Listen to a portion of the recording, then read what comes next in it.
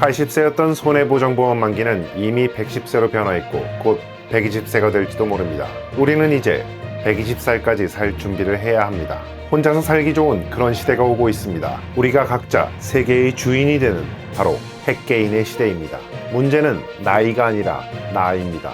누군가 말해줘야 합니다. 재수 없으면 120살까지 산다고, 이제 인생의 반도 못 살았다고, 그래서 내 직업이 앞으로 두세 번은 바뀔 수 있다고. 여러분은 무엇 하시며 남은 인생을 사시겠습니까? 반 이상이나 남은 우리의 인생, 우리는 어떻게 살아가야 할까요? 멋지게 늙고 싶으신가요? 남들 눈치 안 보고 살고 싶으신가요? 그러면 우리는 무엇을 준비해야 할까요? 무엇을 하며 어떻게 바로 지금 이 순간을 살아가야 할까요? 안녕하세요, 철학하기입니다. 시대가 변하고 있습니다. 2024년 트렌드 코리아에서는 분초 사회를 가장 중요한 키워드로 꼽고 있습니다. 시간이 희소자원이 되면서 시간 효율성을 극도로 높이려고 하는 트렌드이죠. 여러분들도 유튜브나 넷플릭스 1.5배속으로 보시는 분들 많으시죠? 빨리 감기의 시대입니다. 가성비가 아닌 시간의 효율성인 시성을 따지는 1분 1초가 중요한 분초 사회로 접어들고 있습니다. 또한 AI의 발달과 고령화로 인해 핵가족에서 핵개인의 시대로 변화하고 있습니다.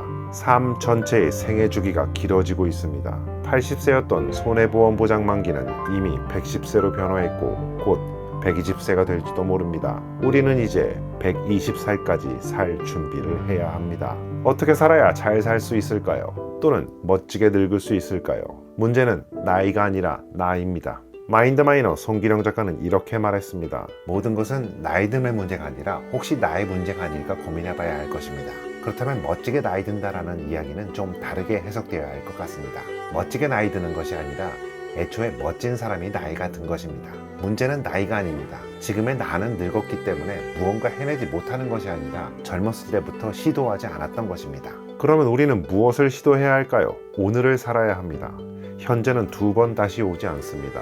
내가 헛되이 보낸 오늘은 어제 죽은 이가 그토록 그리던 내일이다.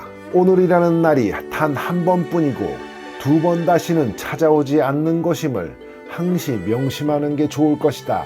김승호 회장도 오늘의 중요성을 강조하지요. 인생에서 아무것도 할 수 없는 날이 이틀이 있습니다. 어제와 내일이죠. 오늘만이 무언가를 할 수 있는 날입니다. 분초 시대의 시간은 지금도 흐르고 있습니다. 오늘 바로 지금 당장 무엇인가를 해야 합니다.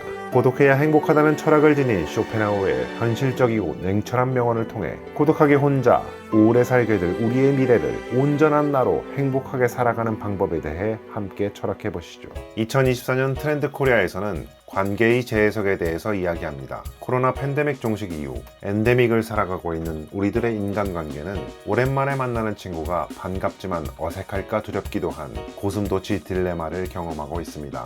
고슴도치 딜레마는 추위에 떨고 있는 고슴도치들이 서로의 온기를 느끼기 위해 가까이 다가가지만 가까이 가면 갈수록 가시에 찔리게 되는 딜레마를 가지게 된다는 것인데요. 그래서 적당한 거리에서 적당한 온기를 느껴야 한다는 것이지요. 이처럼 인간관계도 고슴도치처럼 적당한 거리를 두는 것이 일종의 트렌드로 자리 잡을 것이라고 책에서는 얘기하고 있습니다. 사실 고슴도치 딜레마의 원조는 쇼펜하우어의 소품과 부록에 나오는 우화입니다. 많은 수의 모임과 헤어짐을 반복한 고슴도치들은 다른 고슴도치와 최소한의 간격을 두는 것이 최고의 수단이라는 것을 발견했다. 고독한 삶을 강조한 쇼펜하우어는 고슴도치처럼 외부로부터 따뜻함을 구하는 사람은 어느 정도 상처를 받게 되고 거리 두는 법을 알게 된다는 것이죠. 서로 견딜 수 있는 적당한 간격을 발견했다. 그것은 바로 정중함과 예의다. 그래서 타인에 대해 정중함과 예의를 갖추고 적당한 거리두기를 유지한 채로 혼자가 되어 고독해져야 한다고 합니다. 강용수의 마흔에 읽는 쇼펜하우어에서는 이를 인생의 무게중심을 밖에서 안으로 옮겨라 라고 표현하고 있습니다. 평생에 걸쳐 매일 매시간 그 자신 자체일 수만 있다면 더 이상 아무것도 필요할 게 없다. 삶의 무게중심을 점차 밖에서 안쪽으로 옮긴다는 것은 자신의 내면을 더 성찰하여 자기를 더 깊이 알아가는 것입니다. 마음부터는 어느 누구에게도 방해받지 않는 잔잔함을 스스로 찾도록 해야 한다고 말입니다. 다른 사람들을 우리가 아니라 그들로 생각하는 것에 익숙해져야 한다. 타인에 대한 관심을 줄이고 타인의 눈치를 보지 않고 사는 삶. 불필요한 인간관계를 정리하고 타인에 쓰이는 에너지를 아껴 나를 위해 쓰는 것이지요. 고독과 사교성은 동전의 양면입니다. 스스로 만족하는 삶을 살기 위해서는 타인으로부터 독립할 줄 알아야 합니다. 고대 로마 스토아학파 철학자 세네카는 우리는 자신의 것을 남의 것과 비교하지 말고 즐기자. 다른 사람이 행복하다고 괴로워하는 자는 결코 행복하지 못할 것이다. 라고 말하기도 했죠. 타인과의 비교는 한도 끝도 없습니다. 자신보다 못난 사람들과 비교를 해서 우월감을 느끼는 사람도 있지만 대부분의 비교는 내가 가지고 있지 못한 것에 대한 질투로 자신을 초라하게 만들 뿐입니다. 심지어 남의 떡이 더 커 보인다는 우리 속담도 있지 않습니까? 다른 사람이 아니라 내가 원하는 삶을 살아야 합니다. 타인과 비교함으로써 생겨나는 상대적인 박탈감은 행복을 갉아먹는 벌레와 같다. 자신의 주관적인 만족감이 더 중요합니다. 이러한 내가 원하는 삶을 살며 만족하며 행복할 수 있는 방법은 고독해지는 것입니다. 타인을 내 눈앞에 두지 않으면 됩니다. 자신만 바라보면 됩니다. 우리는 지난 3년간 반강제적인 사회적 거리두기를 통해 혼자 있는 방법에 대해 몸으로 익혀왔습니다. 그리고 느끼셨을 겁니다. 아, 혼자 있어도 좋구나 라고요. 혼자 있는 시간에 나 자신과 대화를 하면서 스스로의 사유를 키워오셨을 겁니다. 타인으로부터의 독립. 우리의 모든 불행은 혼자 있을 수 없는 데서 생긴다. 혼자가 되어야 합니다. 혼자서 살기 좋은 그런 시대가 오고 있습니다. 바로 핵개인의 시대입니다. 할아버지 할머니와 같이 살던 3대 가족인 대가족에서 부모와 함께 사는 2대 가족인 핵가족으로 변화해온 우리의 삶의 방식에 이제 핵개인이라는 새로운 개념이 들어오게 됩니다. 시대의 마음을 캐는 마인드마이너 송기령 작가는 시대예보 핵개인의 시대라는 책에서 일기예보를 보고 우산을 준비하는 것처럼 시대예보를 통해 변화하고 있는 세상에 대해 내 인생을 결정할 수 있는 무언가를 준비할 수 있다고 하는데요. AI로 점점 더 똑똑해지는 지능화와 의료기술의 발달로 점점 더 오래 사는 고령화가 맞물려 핵개인이라는 새로운 개념의 탄생을 이야기합니다. 지능화로 인해 상호 의존성은 점점 이완되고 스마트폰 하나로 모든 정보가 검색이 됩니다. AI가 알아서 도와주기도 하고요. 이제는 어떤 일에 경험 있는 주변 사람에게 물어보는 것보다 온라인에서의 정보 검색이 더 빠르고 정확한 시대입니다. 그리고 우린 이제 상당히 예전보다 혼자 오래 살게 됩니다. 정말 살다 보면 어쩌다 보면 120살이 되어 있을 수도 있습니다. 이러한 시대 상황 속에서 핵개인들은 내가 내 삶의 주체성을 갖고 자기 의사결정권을 갖고 싶어하는 열망을 분출하기 시작했습니다. 우리의 인간관계는 각자가 스스로를 도모하는 형태로 변화하고 있습니다. 자기 주체성을 갖고 스스로 삶을 계획하고 실천하는 핵개인. 이는 쇼펜하우어의 고독한 행복론과도 맞닿아 있습니다. 앞서 말한 남 눈치 안 보고 사는 삶, 타인으로부터의 독립은 우리의 꿈이었는데 그게 이루어질 수 있는 사회적 환경과 기술이 우리에게 허락되고 있습니다. 혼자서 타인의 눈치를 보지 않고 내가 하고 싶은 것을 하면서 살고 싶지 않으십니까? 그럼 우선 타인의 눈치 보지 않는 연습부터 해야겠죠.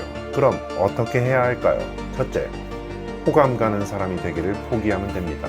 둘째, 명예욕과 허영심을 버리고 자긍심을 키우는 걸 연습해 보십시오. 이 두 가지만 하면 됩니다. 사람은 누구나 남들의 호감을 얻고 싶죠. 인기를 먹고 사는 연예인만 그런 게 아닙니다. 하지만 사람들이 원하는 나로 평생 살 수는 없습니다. 사람들의 눈높이에 나를 맞추려는 데서 모든 불행이 시작된다. 주변 사람들의 평가를 마냥 무시할 수도 없지만 나는 어쩔 수 없이 나입니다. 자신을 있는 그대로 받아들이세요. 내가 나를 부끄러워하지 않는다면 사람들도 나를 부끄러워하지 않게 될 것입니다.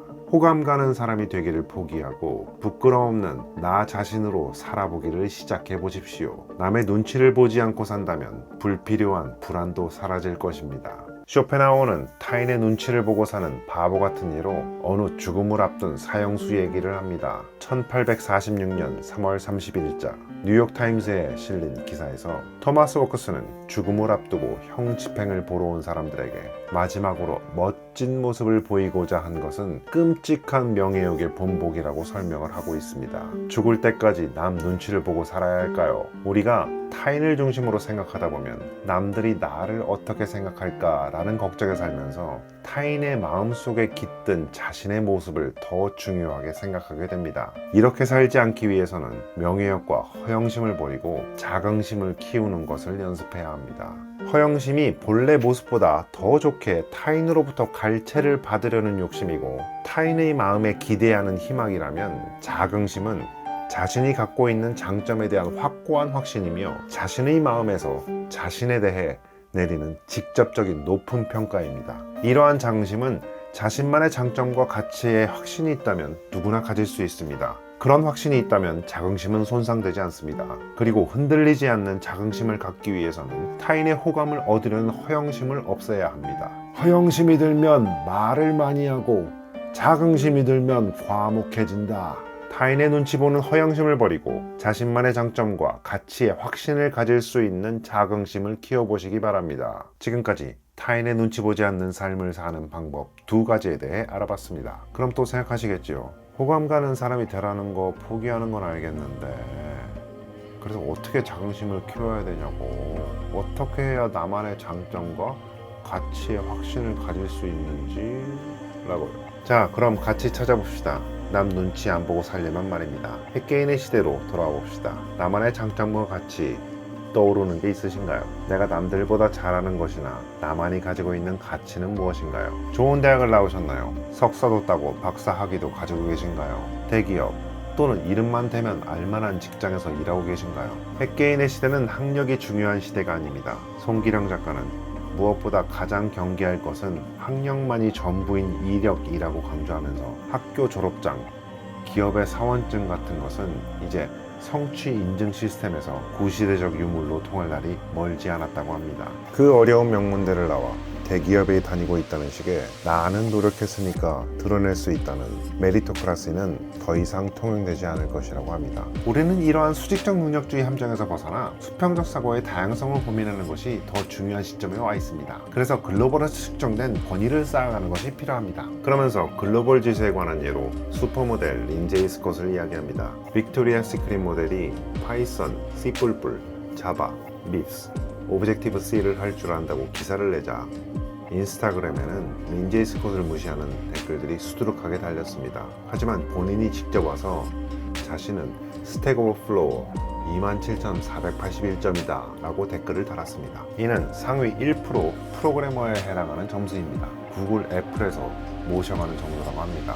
지금 확인해보니 37,130점이고 상위 0.67%입니다. 이렇게 플랫폼에서 쌓은 포트폴리오는 객관적입니다. 누가 무시해도 글로벌 플랫폼을 통해 자신의 역량을 증명하면 되는 세상이죠. 모든 일상이 포트폴리오입니다. 이제는 글로벌 계급장만 남습니다. 혹시 이런 글로벌 계급장 있으신가요? 저도 없습니다만, 그러면 우리는 어디서 어떻게 이러한 포트폴리오를 만들어 가야 할까요? 나만의 주체성 어디에서 찾고 어떻게 지킬까요?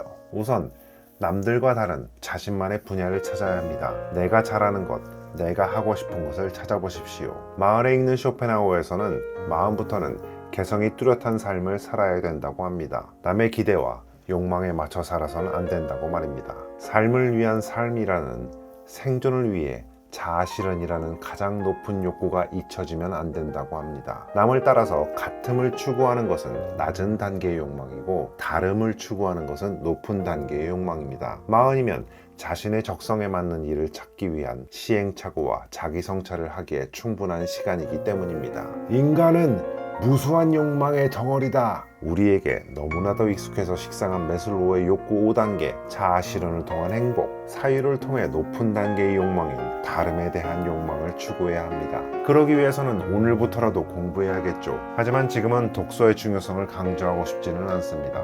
쇼펜하우어는 많이 읽는 것은 좋지 않다며 숙독과 사유를 강조합니다.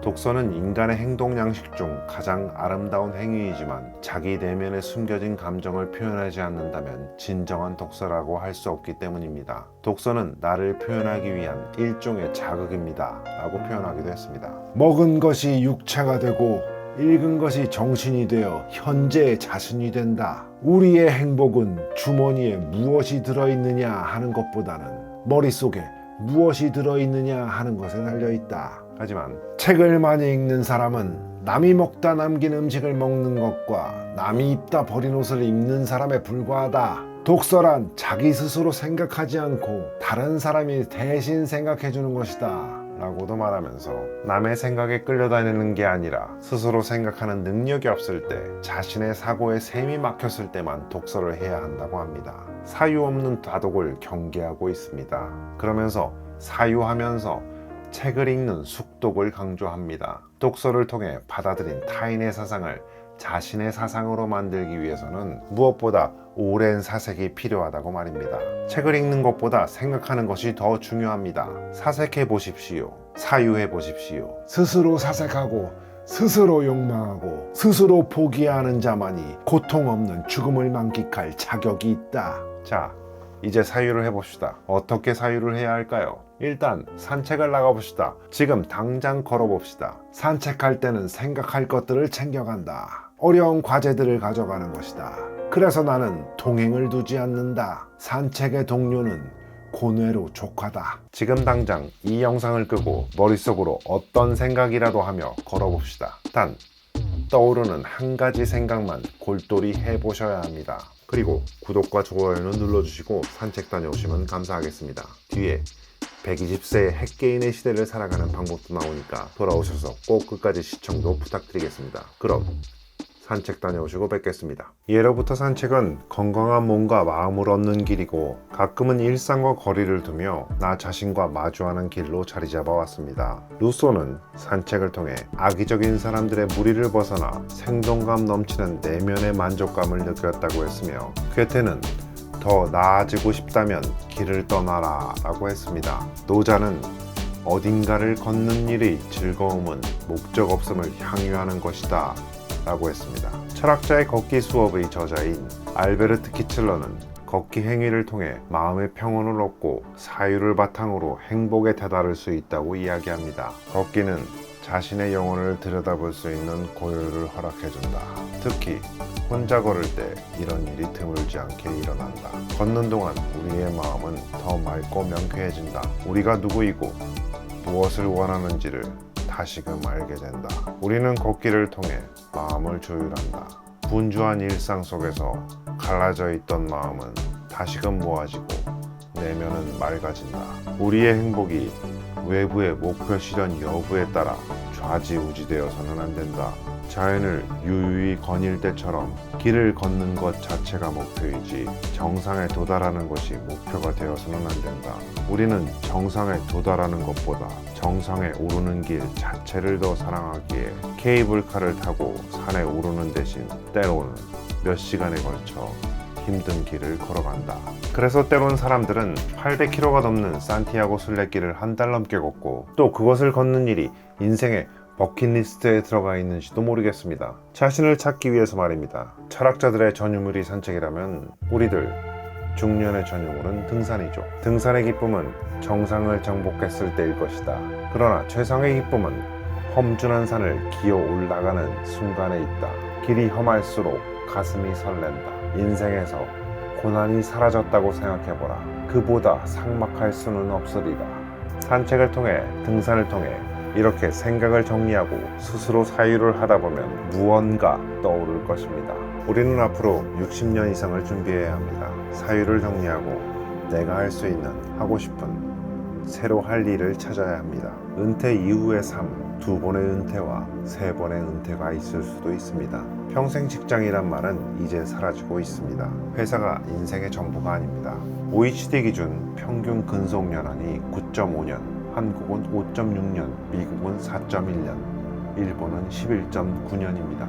일본에는 사축인간이라는 말이 있습니다. 회사와 가축을 합친 말로 자유와 무관하게 회사의 가축처럼 길들여져 일에 온몸을 갈아넣는 직장인을 가리키는 말이죠. 그렇게 길들여져 평생을 다닌 직장에서 나오면 무엇을 하고 살 수 있을까요? 오래 다닌 것이 회사를 옮기지 않겠다 일 수도 있지만 옮길 수 없다 였을 수도 있죠. 퇴직금으로 치킨집을 열던 시대는 지났습니다. 퇴사자들은 직장인에서 직업인으로 라는 구호를 외치며 각자의 정체성 재정립을 도모하고 있습니다. 앞서 시대일보의 저자 송기령 작가는 2021년에 쓴 그냥 하지 말라 라는 책에서 미래인간의 업은 콘텐츠 크리에이터거나 플랫폼 프로바이더라고 얘기합니다. 지금 기업은 일종의 플랫폼 프로바이더로 구성원은 콘텐츠 크리에이터로 모습을 바꾸는 과정에 있다고요. 지금까지는 회사에서 남들이 하는 대로 튀지 않게 중간에서 잡무들을 처리하며 열심히 살아왔는데 이제는 AI가 그 일들을 학습하고 있으며 곧 그 일들이 AI로 대체된다는 얘기죠. 그래서 각자의 유니크함, 각자의 독창적인 오리지널리티가 중요해지는 세상이 온다고 합니다. 내가 먼저 그들과는 다름, 남들과는 다름을 선언해야 합니다. 내 것, 나만의 것을 만들어야 합니다. 행위는 자동화될 수 있지만 사고는 자동화될 수 없기 때문입니다. 나만의 사고를 가져야 합니다. 그래야 독창적이 될 수 있습니다. 높은 단계의 욕망인 다름을 통해 자아 실현을 이뤄봅시다. 당신은 120살까지 살게 됩니다. 여러분은 중년이십니까? 이제는 40대도 50대도 그리고 60대도 모두 중년입니다. 우리가 어렸을 때는 60대를 노년의 출발점으로 보지만 이제는 그렇지 않습니다. 지금 60대 당사자들도 당연히 그렇게 생각하실 겁니다. 우리 모두 앞으로 살 날들이 더 많이 남아 있습니다. 따라서 나 때는 말이야 하면서 과거의 후회나 영광에 얽매여 살거나 60이 넘어 살 날이 얼마 남지 않았다고 아무것도 하지 않으면 안 됩니다. 살아온 만큼 더 살아야 하니까요. 그리고 남아있는 인생만큼 더 이룰 수 있는 것이 많습니다. 송기령 작가는 자기 갱신을 거듭하는 예술가들은 80이나 90의 나이를 넘어서 최고의 걸작을 내놓는 경우도 많다고 합니다. 문제는 나이가 아니라 나이입니다. 나이가 많아도 주체적인 사람은 핵개인으로 살아가는 반면 나이가 어려도 타인 의존적이고 자기 의사 결정권이 없다면 핵개인이 아닙니다. 주체성을 가지고 스스로의 삶을 계획하고 끊임없이 새롭게 자신을 바꿔가야 합니다. 모든 건 여러분에게 달려 있습니다. 사람은 31세 이후에는 새로운 음악을 듣지 않는다는 뇌과학 분야의 연구가 있다고 합니다. 대체로 우리는 10대와 20대에 들었던 음악을 나이 들어서도 듣게 된다고요. 익숙한 것이 편한 것은 당연합니다. 하지만 이제는 바꿔야 할 때입니다. 새로운 것들을 받아들이고 변화를 현재화해야 합니다. 저는 핵개인의 시대를 이렇게 준비 중입니다. 직장을 다니지만 조용한 퇴사를 실천하며 회사에서는 딱 주어진 만큼 최소한의 의무만 다하고 그 이상은 기여하지 않겠다는 삶의 방식을 유지하고 있습니다. 그리고 언제든 그만둘 수 있기 위해 제2의 인생을 준비 중입니다. 중요한 것은 그만둘 수 있다는 생각만으로 불균형한 관계가 대등해질 수 있다는 것입니다. 나에게 대안이 있을 때 상대는 나를 존중하게 마련입니다. 상대가 선택의 여지가 없다는 것은 무기 없이 전쟁터에 나선다는 이야기와 같기 때문입니다. 조직 내에서 줄 세우기가 심화될수록 그 대응으로 개인은 다중자아를 만들고자 합니다. 경쟁에 순응하는 직장에서의 자신을 남겨둔 채 저녁 시간에 온라인 쇼핑몰을 열고 토요일 오전에는 자산관리 세미나에 참석해서라도 활로와 방편을 만들려고 하는 것입니다. 초월차선이 없어서 답답한 마음은 부캐를 꿈꾸게 합니다. 그래서 제가 선택한 부캐는 철학학입니다. 유튜브를 통해 글로벌 계급장을 달아보려고 합니다.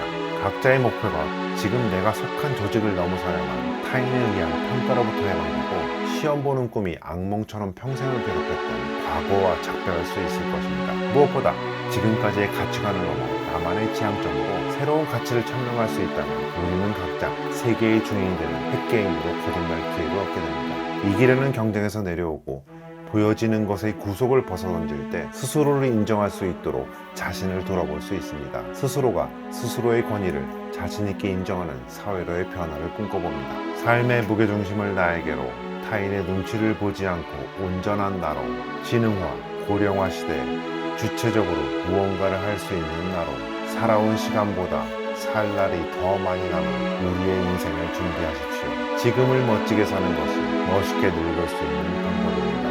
멋진 사람이 늙는 것입니다. 지금부터 당장 멋진 사람이 되어야 합니다. 멋진 인생을 시작하는 여러분들을 응원합니다. 오늘도 철학하는 하루